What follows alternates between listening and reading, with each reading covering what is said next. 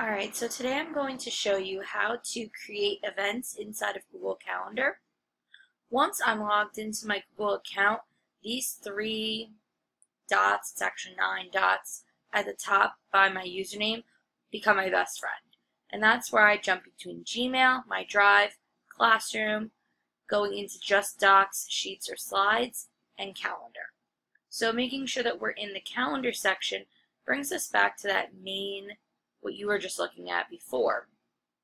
It'll bring you to the month or week, whatever your preference is, that you're currently on. So today I'm filming this, it's September 17th, and most of the events that are on here have already passed. And as you can see on my end, I have tons of different calendars, because every Google Classroom that you create generates its own Google Calendar. So when an assignment is due, like a lab report for me in science, it pops up in my Google Calendar automatically. But today I'm going to show you how to make events for yourself if you're a student trying to log in assignments, or if you are a teacher trying to log in an event for like an after-school activity. And I will try to put timestamps down below so you can see which piece applies to you. So first off, you're a student and you want to remind yourself of tests or assignments coming up due. I know on the 20th, I am giving a short religion quiz to my homeroom.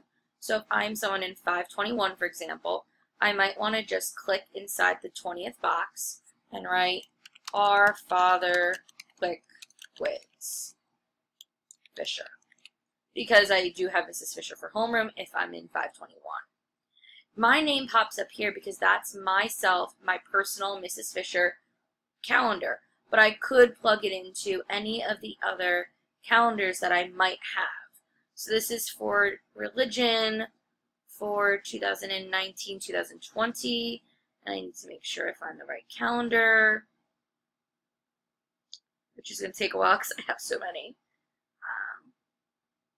521, religion, that's 1819.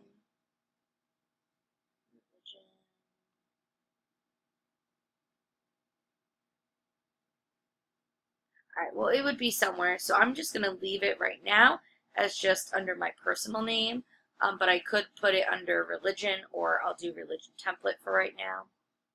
If I know the specific time of my quiz, I can click Add Time and change it, so maybe the quiz will be at 10:45 a.m., and it'll be a half hour, so 11:15. And then I would click Save. And it shows up, hey, at 8 a.m. I have school, and at 10:45 I have a quiz or a test. I could do the same thing for full day assignments or full day activities.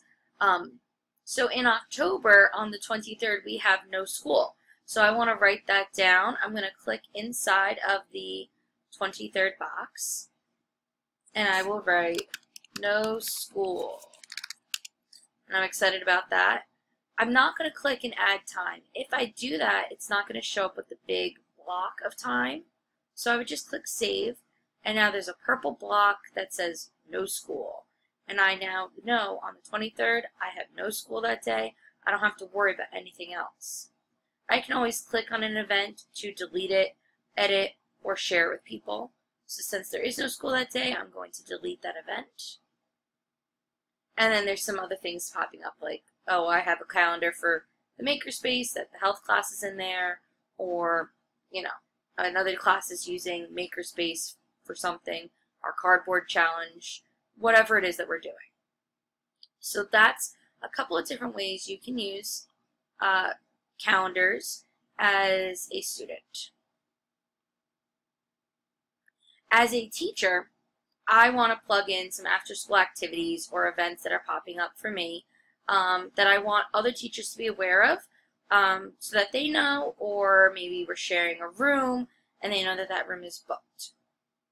So one, I am doing the same process as I just showed, clicking into a box and adding the event. I need to make sure I go to a specific calendar, which for us would be school activities schedule, or Makerspace, depending on what I'm using. So if I wanted to use the Makerspace specifically on October 8th, I would click on the 8th, I'm in October, and type in Fisher Makerspace. And I'm writing sample right now, so I don't actually book it. I would click Add Time and pick a time that worked for me, not 11 o'clock at night, 9:30 in the morning till 10:30, and I would make sure that I am in the Makerspace calendar. And I would click Save. Then that shows that I'm booking a Makerspace for 9:30 to 10:30 on the 8th for some sort of activity. I can be specific, I don't have to be. As long as my name is there, people will know that I will be there in the Makerspace at that time on that day. Well, I wrote over here that the pumpkin patch is on the 11th. Our PFG is going to do that. So I put that as a full day event. But I also need to make sure that we know about Halloween. Now it shows up as a holiday, but maybe I want to put in the Halloween parade. That's an activity that we all participate in. So I'm going to click on October 31st in that box. And I'm going to put it as a Halloween parade. That's what I'm going to call it. And the time, it's usually around 1 o'clock in the afternoon. So we'll just say from 1 to 2. And instead of it being my personal calendar, I'm going to scroll down and find my school activities schedule. And then click Save. And now that adds Halloween to 1 p.m. on Thursday being used. We see already that health is in the library or the Makerspace, and now Halloween is also starting at that time. Another way that I can add an event is by looking at the week in general. So maybe I want to specifically look at what activities are going on in 1 week of school. So this is the week of Halloween, and we can see that there's something going on, student council on the 1st, the STEM club might be being used in the afternoon. There's Halloween. So maybe I want to show something that every Thursday at 2 p.m. an event is happening. That's a little bit more complicated, and I do want to show that. So let's say starting on November 7th, there would be something like Board Game Club. So I would click in a spot. Here it already shows up at 2:30. Board Game Club. I'm putting it in as a school activity schedule.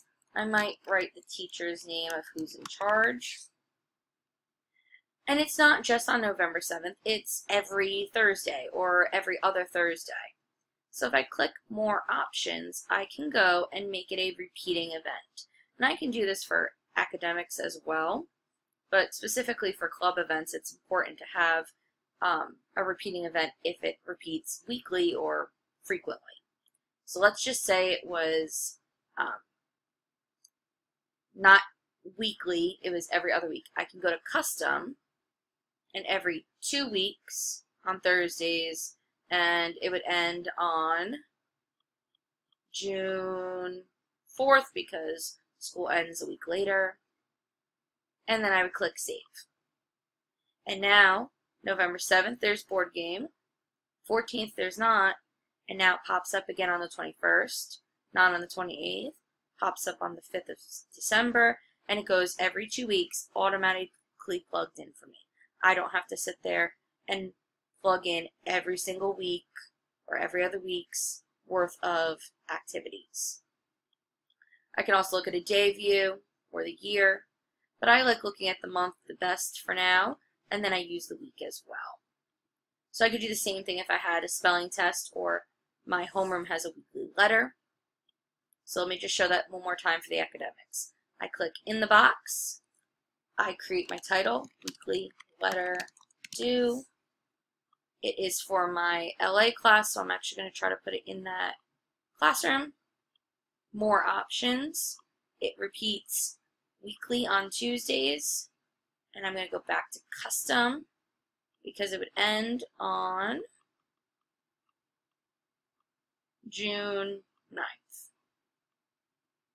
And then I would click Save. And I'm keeping it as an all-day event so it pops up bold versus a little dot because there's no specific time. And then if I realize that I'm not giving a weekly letter for some reason, like here, I'm not going to have a weekly letter due on the 24th because that's Christmas. I can just click on the event and click delete so that it deletes it from my calendar. I'm not going to give one on New Year's Eve. And I can easily then jump around and change the events that I have and which ones are due when.